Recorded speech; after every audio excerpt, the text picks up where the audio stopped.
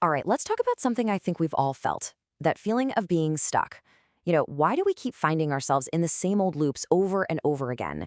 And maybe more importantly, how do we actually break free and start choosing the reality we really want? I mean, it's such a familiar feeling, right?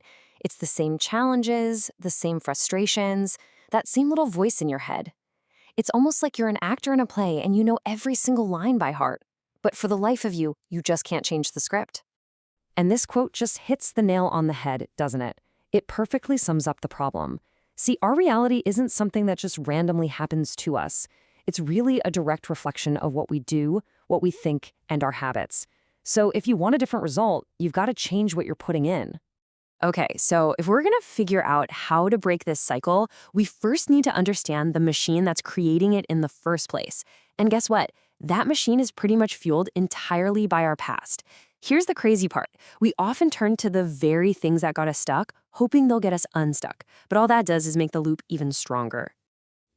Eckhart Tolle has a great way of explaining this. He says most of us aren't really living in the present moment at all. We're actually trapped in something he calls psychological time. Basically, our minds are just constantly bouncing between regrets about the past and anxieties about the future. And that creates this powerful feedback loop that just forces us to repeat those same old patterns day in and day out. And get this is where it gets really fascinating. A lot of our strong emotions, they're not even about what's happening right now. They're more like echoes. So that sudden surge of anxiety or that wave of frustration you feel, it might not be a reaction to the present moment, but an emotional flashback, like a ghost from an old wound, pulling you right back into those same patterns you're desperately trying to escape.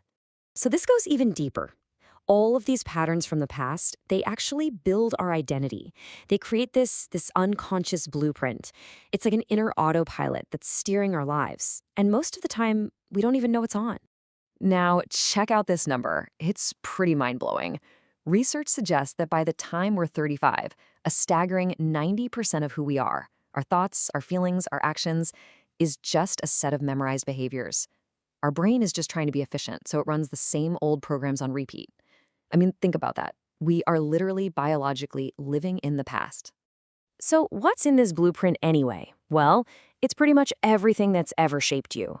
It's your childhood conditioning, any unresolved trauma, the beliefs you've picked up along the way, your daily routines, even the culture you grew up in. All these things mix together to form this really deep and often invisible programming that's running your life right now. Here's a really great way to picture all this. Think of it like your own personal tree of life. All that stuff from your past, the conditioning, the beliefs, the traumas, those are the roots. The trunk of the tree, that's your present moment, growing right out of those roots. And all the branches reaching for the sky, those are all your possible futures. But here's the catch. So many of us spend our entire lives just clinging to one single low-hanging branch, completely unaware that this massive, beautiful tree of possibilities is all around us. But what if you could not only see all those other branches, but actually choose which one to climb? This is where things get really exciting. We're shifting now from just understanding the problem to actually unlocking the solution. And it all starts with a totally new way of looking at things. There's this concept from reality transurfing called the alternative space.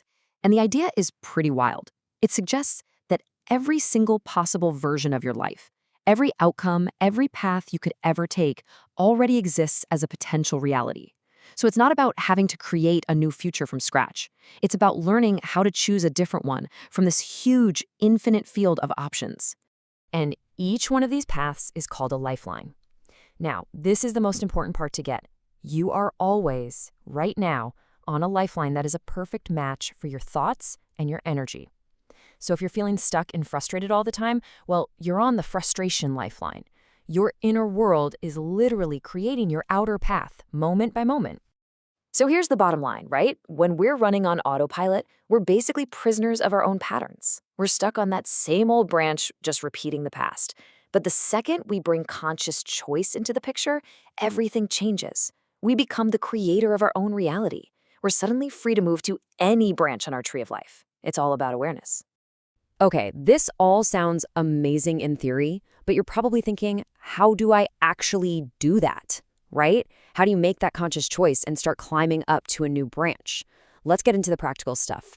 The key concept here is vibration. Now, don't let the word throw you off. Just think of it as the energetic frequency of your thoughts and feelings. The whole idea is that like attracts like. So if you want to jump to a different lifeline, a different reality, you have to tune your personal frequency to match it. It's exactly like changing the station on a radio. You can't hear the classical station if you're still tuned to rock and roll. So here are 3 really powerful ways you can start tuning your frequency, like right now. First up, practice gratitude. And this isn't just some feel-good fluff. It's about actively shifting your mind from a state of what's missing to a state of what's here, from lack to abundance. Number 2, focus on the now. Like Eckhart Tolle says, the past literally cannot survive in your presence.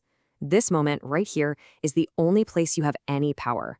It's where the transformation happens. And number 3, set your intention. This is a big one.